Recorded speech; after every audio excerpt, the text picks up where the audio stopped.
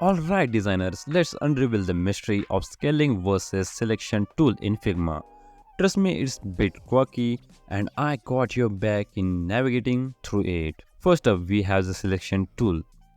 Oh, okay, this is the P. I forgot to delete the P. Okay, it is deleted now.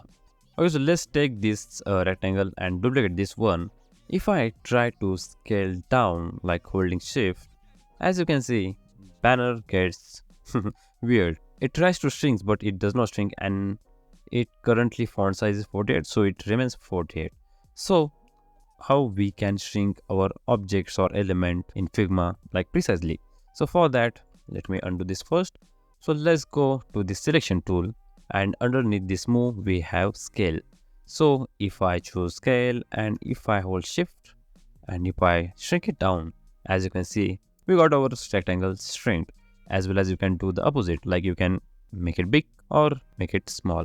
So with selection tool, the magic happens, the proportionate scaling of everything, stroke and the type alike. But some people might be thinking, like let's say you are a designer, you work with like Photoshop or Canva, and let me add some bunch of text over here.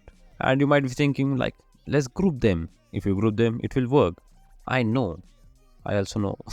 But if I group them like, let's say Control G for a group, and if I try to like group them and like make it big or shrink it, as you can see, it shrinks or it becomes big like in a weird way, not how we want. So it does not work when we group them. And yes, there is a shortcut as well for it. I know you might be thinking yes for scale, but no, it is a K for selection tool. I know, right?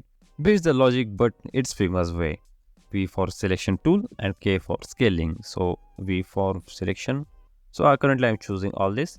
So it is selected, and K for selection. I promise by the end of this course you will be hitting V and K in your sleeves. Now you are armed with this knowledge of scaling and selection. Let's march forward to the next videos. Stay curious, my design comrades.